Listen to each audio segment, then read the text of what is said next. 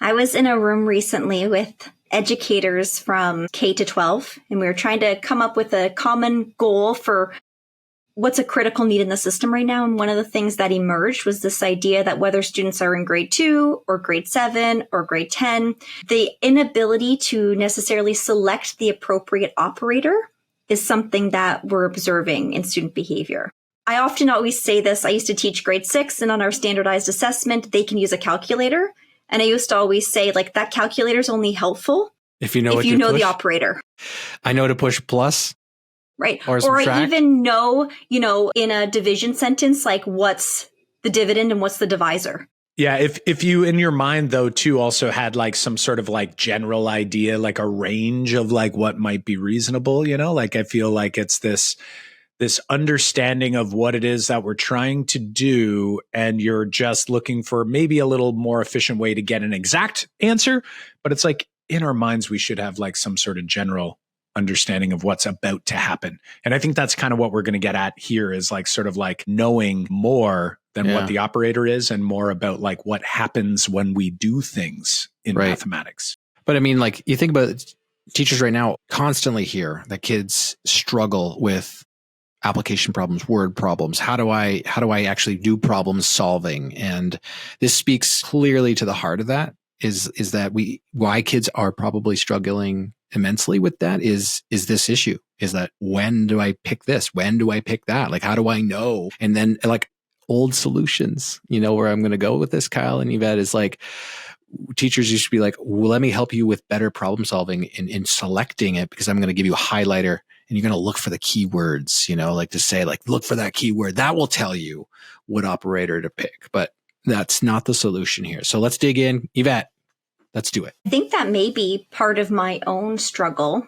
when I was supporting students to do this work is that my understanding of the operators and what they do was too narrow. So subtraction is the perfect example. And I would argue that if I walked into a school tomorrow, any school across North America, and I stopped teachers and students in the hallway and I said, tell me what subtraction means. Tell me what subtraction does. I mean, I haven't done this yet, but I think I should. I feel like I'm going to hear over and over and over again, take away. And I think that maybe this lack of understanding of the behaviors of the operators or making them far too narrow for what they actually do is part of the confusion or part of the struggle that we're facing in classrooms. I love this quote by Van de Waal, and it's about division. And of course, we've done a whole episode on division and the behavior of division, but I think that this quote is not just about division.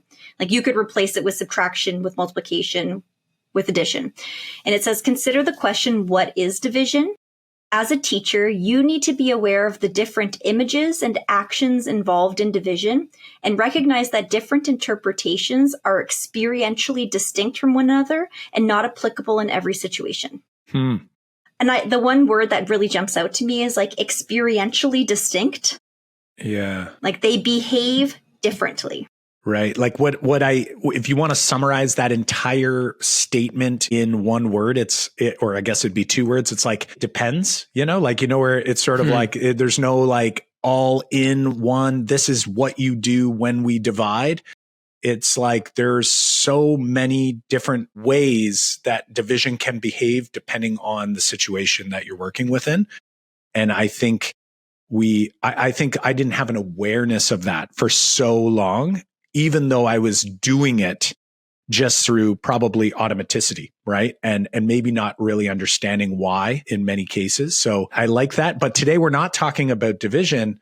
Where are we going to talk about? Like what topic or what concept are we going to be digging into in order to kind of highlight this quote? Subtraction. I mean, it's my second favorite operator after division, but I think they're kind of like brothers and sisters, you know what I mean? Like they, they like to, For sure. They're cousins. That sounds right. Works. Yeah, okay, cousins. You're right. Yeah, I agree. Yeah. So I like subtraction because I think that you mentioned the word awareness, and I think that I wasn't even aware of how much I didn't know about subtraction. Like I thought I had a handle on subtraction, yet students struggle with it. Like, I don't know that I have talked to many 1st through 5th grade teachers who are like, subtraction's not a problem. Like we're good. Students know how to subtract. I remember, Kyle, do you remember when we went down the Marian Small journey of subtraction structures? And at that time, we basically, through her work and support, we were able to identify, let's say, 4 predominant structures or behaviors of subtraction. So like the first one is that change scenario, which is like the separate or the takeaway. Yeah. Most common, most, comfortable for everyone. Yeah. So in like that scenario, it's like there you have $100, you spend $3. How much do you have left? $97. Then you have, I think probably the one that has the greatest impact later on, that gets the least amount of attention, which is compare. Like just thinking about subtraction as comparison. And we're looking at the difference between 2 quantities. Well, it's almost like an early bridge to like relative thinking, right? Because it's like you have to relate the quantities to one another. And that comparison is like, without that, it's hard to take that next step into multiplicative thinking, right? Well, and even when you're doing that multiplicative comparison, sometimes, for example, when we're working with indirect variation equations, like linear equations, and you're looking at 2 quantities of the same variable, you actually need to look at it. You need to look at the change. Right. So you're like, okay, so if it starts at 4 and goes to 40, the change here is 36. And then I can use my, understanding of rate and division to make sense of that. So for sure, like there's significant implications for comparison later, but that's not the only 2. There's also some algebraic structures where it's like part whole, but you're missing a part. So you have a missing addend. And then we also have the scenario where you have a missing subtrahend, where it's like a subtraction scenario. So the example we often give for that, it's like, I had 20 cookies in the jar. I walked away. I came back. Now there's only 15 cookies in the jar. How many were eaten? Yeah, right. Who took the cookies? I don't know how many to take away. I'm not looking for the answer. It's like, that's very connected to like algebraic thinking, like having an unknown and kind of working with an algebraic equation. It's almost like exactly. It basically defines an equation that you could write. And I think that maybe the reason that we in general, struggle with subtraction and struggle with division is because, again, we're defining it in such a narrow way, and we're not, as Vandewaal describes, like talking about the different images and actions they create. Like exploring with intention all of these different scenarios, actually living them, breathing them, and then, as Kathy Fosna would suggest, it's like then you put the symbolic representation to match the context. Right. So here's my example that happened to me yesterday. So Leto is 10 and he just got a new Lego. And I asked him if it was the Lego he's built with the greatest number of pieces. So then he's looking up, all the other Legos he's built and how many pieces they were. And then like immediately he's telling me the difference. He's like, oh, this one is 198 more than the last one I did. This one's 217 less. He's naturally exploring this comparison subtraction scenario, but my job is to help him see that is subtraction. That is what you are doing here. It seems obvious, but it wasn't though. Like he was doing that very intuitively, but if I said to him, coming up with the answer for feels obvious, and you're like, you don't really know why. It's just happening, and I know the answer, but I can't articulate why. So imagine as he's doing that, like that, he was curious about this. I said to him, okay, let's write an equation to represent what you just did. Like I need him to be able to associate the behavior with the symbolic representation. And I think that's the piece that I need to strengthen, where it's like I can put students in situations that are really relevant and they're reasoning and they're curious, but then I'm the one who has to explicitly tie it to the symbolic and help them see that behavior is subtraction. Let's do another one. Let's think of another scenario that's that type of subtraction. Right. Can we name it? Can we categorize it? And that's that modeling piece that's really important for the educator. And, we see this happen a lot with, say, number talks, when people are doing math talks and educators are doing great things, kids are reasoning, they're coming up with ideas, but then it's like we need to show them what that looks like structured so that students can kind of go, like, when I think like this, it can be represented like that. And eventually, just like a language, because math is a language, they can start to represent it that way themselves also, right? And I think that's, I'm having a little mini epiphany here with this idea that it's like doing the math in the car, for example. These are all great things to do, but if we're not being very explicit with students and with our children as to what that also looks like or sounds like or what it could be represented as, we're missing an amazing opportunity that could be super helpful for them when they step into other mathematical situations. Well, as you describe,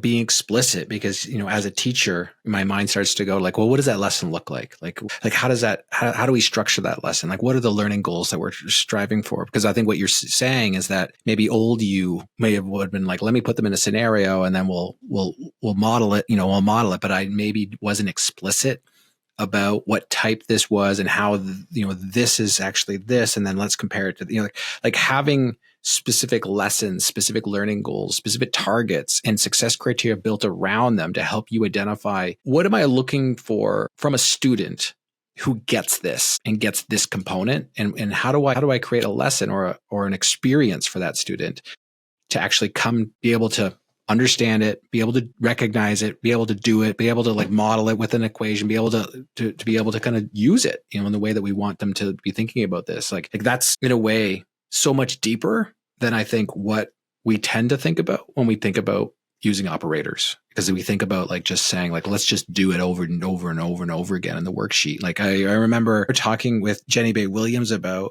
worksheets about practice. And she was adamant that like, there's nothing wrong with a worksheet as long as, obviously the practice is essential, but it's like, if the worksheet or the practice has to be able to like help you in the student be able to select the appropriate strategy, because if we're trying to help students be fluent around subtraction, and we want them to know that difference is subtraction, and sometimes we see difference and sometimes we see change, then it's okay to like put different problems in front of kids and be able to practice, whether it's a worksheet or whether it's an activity that you're working with, or a small group or a game. We want them to be able to like experience those and practice those as long as they're making, say, that connection as to what your learning goal is. I think you brought up a good question of what does this actually look like? So let's unpack, for example, our missing subtrahend scenario. So that scenario, students in first, second grade could figure that out. It's a part whole scenario, right? They had 20. Now they have 15. They're trying to figure out the part that's been removed. What they may not be able to do is represent that as 20 minus variable for unknown equals 15. That's my job. Like my job is to help them see that is what they just did mathematically. And then what I would do is give them now so we did the scenario and I emerged the equation. Then I would give them an equation and have them play out the scenario. So it's like we really need to be working back and forth constantly. And I wonder too, if I'm imagining in my grade 1 or 2 classroom, I have these, different structures for addition and subtraction on boards around my room with examples. And every time we explore a context, we start to name where it would fit. Like, what is it most like? Is this a joining problem? Is this a separating problem? Is this a compare problem? Is this a part whole problem? Then students could make up their own problems and put them up under those different categories. Like, I think that we need to, and this is work for me as well, just to be super intentional that there's a behavior to these operators, but then also make that connection to the symbolic representation. And I really feel this with my own kid. I think he is amazing at reasoning, but then he looks at a division problem and he says to me, I don't know how to divide. Because he's not yet looking at a division equation and making up a scenario in his head that could be represented by that equation. Right. It's like reading, like you don't show kids words and then try to get them to understand what those words mean. But in math, we do that quite a bit. So it's like we show a division sentence and then we try to like back map it to what it really means. When in reality, it's like kids already have these experiences. They already have the reasoning. They already have the ability to do a lot of this work. And what we need to do is sort of show them that they're already dividing, and like, that's sort of the big takeaway I'm getting here is like, regardless of the operation, regardless of what math action we're trying to take here. Basically, what we need to do is we need to get kids doing those things and then showing them that what they're doing can be written a different way.